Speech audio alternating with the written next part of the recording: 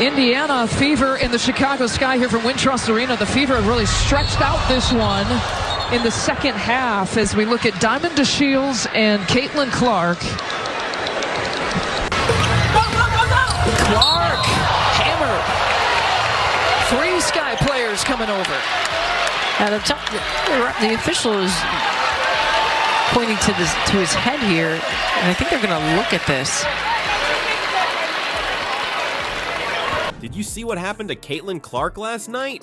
A player smacked her right in the eye, leaving her dazed on the court with a bruise forming, and the refs didn't even blow the whistle. Not a single call. This wasn't just a one-time mistake. We've got the footage of at least 6 more instances where Clark was knocked to the floor, shouldered in the face, and straight up body checked while refs looked the other way. Is this the worst officiating in WNBA history? You're about to see exactly why fans are calling it a deliberate targeting campaign. Before we move on, I'd like to ask you a small favor. If you appreciate this content, please take a second to like this video and subscribe to the channel. Over 98% of you watch the videos without subscribing. It costs you nothing, but it makes a huge difference to us. So did you click the subscribe button? Great. Thank you so much. A foul, I believe, to Angel Reese. Yep, across the head, and they will go to the monitor to review this one. Yeah, that's right. Is being reviewed for possible upgrade to a flagrant. I think it'll be upgraded here. Indiana Fever in the Chicago Sky here from Wintrust Arena. The Fever have really stretched out this one in the second half as we look at Diamond DeShields and Caitlin Clark.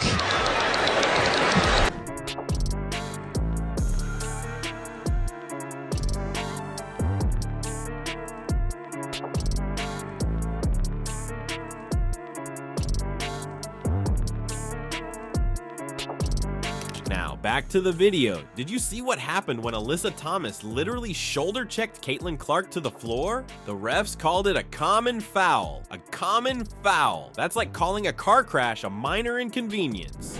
That August 28th game against the Connecticut Sun showed exactly what Clark has been dealing with all season. The arena went absolutely silent for a moment before erupting in outrage. Everyone watching knew that should have been a flagrant, but the refs just shrugged it off like it was nothing. This isn't just a one-time thing. We're seeing a disturbing pattern where players are getting away with the kind of contact on Clark that would absolutely be whistled differently for other stars. What's happening to the rookie isn't normal basketball physicality, it's crossing into dangerous territory. Look at that May 22nd game against Seattle. Clark was driving to the basket repeatedly, taking hit after hit, and the refs swallowed their whistles. Her coach, Christy Sides, was furious after the game, saying, "We've just got to get better with the officiating. We've got to get some of those calls." When a head coach is publicly calling out the refs, you know something's seriously wrong. This wasn't just a coach being protective, it was a legitimate concern about player safety. What's crazy is how different the officiating is when Clark does anything in return. Remember when she hit the backboard after missing a shot and immediately got a technical? Meanwhile, other players can deliver hockey-style checks and hardly get a whistle. The inconsistency is mind-blowing. One rulebook for Clark, another for everyone else. The commentators are even calling it out live during games. When the TV announcers, who usually try to stay neutral, are shocked by missed calls, you know something's wrong. They're seeing the same thing fans are. Clark is getting beaten up out there with minimal protection from officials. Let's look at that Jackie Young collision on September 11th against the Aces. Clark took a hit straight to the face that left her shaken, and the refs just called a common foul like it was nothing serious. The crowd immediately erupted in boos. They knew what they saw, a hit that deserved more than a common foul. The entire arena collectively held its breath, waiting for a flagrant call that never came. Social media exploded within seconds. Everyone saw it, except apparently the officials on the court. The numbers back this up too. Clark is driving to the basket with the same frequency as other star guards in the league, but she's drawing fouls at a significantly lower rate. This isn't just fan perception or homerism. The stats prove something's off with how she's being officiated. When the data shows such a clear discrepancy, it's hard to argue it's just coincidence. What's wild is that these aren't just random bad calls spread across the league. They're consistently happening to the same player game after game. Poor officiating happens in sports. Sure, refs miss calls, but when the same player keeps experiencing the same pattern of missed calls while taking excessive contact, that goes beyond normal human errors. The September 11th game was especially telling. Not only did Clark take that hit to the face from Jackie Young with minimal consequence, but the crowd's reaction told the whole story. Thousands of fans can't all be wrong at the same time. They saw what happened, a rookie star taking unnecessary contact without proper protection from the officials. Think about the ripple effects here. This type of physical targeting without consequence doesn't just affect individual games. It can impact a player's entire career trajectory. How many times can someone take these hits before getting injured? How does it affect their confidence driving to the basket, their shooting rhythm, their overall performance? This inconsistent officiating isn't happening in a vacuum either. It's happening to the highest profile rookie the league has seen in years, during a season where WNBA viewership is skyrocketing largely because of Clark's presence.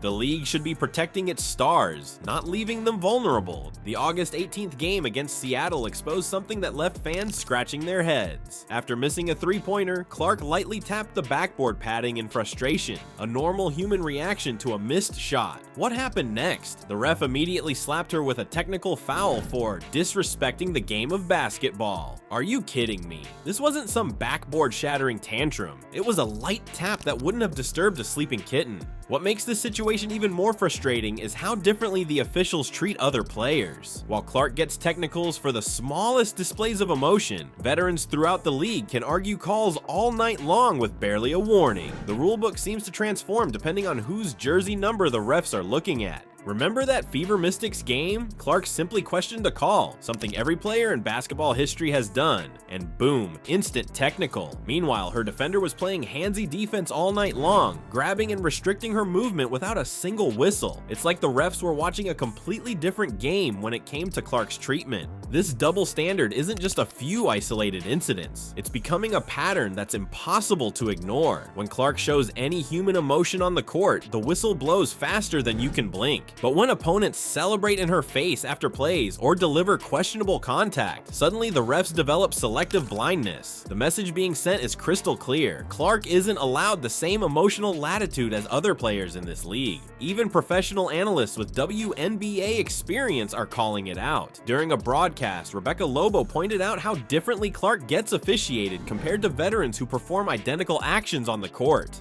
When former players who understand the game at the highest level are noticing this disparity, you know something seriously wrong with how these games are being called. What's remarkable about that Seattle game technical is how Clark responded. Did she let it derail her? Absolutely not. She turned around and dominated the rest of the game, dropping 23 points and leading the Fever to a 17-point victory. That's the kind of mental toughness that makes her special. She's dealing with these obstacles and still finding ways to excel. Every time one of these questionable calls happens, social media absolutely erupts. Clips of Clark getting hit with no call or receiving technicals for minor reactions instantly go viral. Fans flood comment sections expressing their outrage, and engagement metrics shoot through the roof. Yet through all this commotion, the league maintains a deafening silence. No explanations, no accountability, no acknowledgement that anything unusual is happening. This inconsistent officiating isn't just an annoyance for viewers, it's actively changing the outcomes of games. When a star player gets rattled by unfair calls or no calls on obvious contact, it affects their shooting, their decision making, their entire approach to the game. For a rookie trying to find her footing in the pro league, these officiating disparities create unnecessary obstacles that other players simply don't have to navigate. The most concerning aspect of all this is the precedent it sets. If officials continue allowing excessive physical contact against Clark while simultaneously restricting her emotional expression, what message does that send to future stars entering the league? That certain players will be officiated by a different standard, that showing personality or emotion on the court is only permitted for established veterans. For a league experiencing unprecedented growth, largely thanks to Clark's arrival, this officiating inconsistency threatens to undermine fan confidence confidence in the fairness of the competition. New viewers tuning in specifically to watch Clark are instead witnessing questionable officiating that leaves them confused and frustrated. These aren't the lasting impressions a growing sports league should want to create. After everything we've seen, one thing stands out. Caitlin Clark's mental toughness is unreal. Despite the hits, the missed calls, and the double standards, she continues to perform at an elite level. That's not just talent, that's character. The real question we need to ask is the WNBA failing to protect its biggest star, or is this just part of the game? The league needs to decide quickly because these officiating inconsistencies aren't just affecting Clark, they're threatening the integrity of the entire WNBA. What do you think? Is Clark being targeted, or should she just adapt to the physicality? Let me know in the comments below.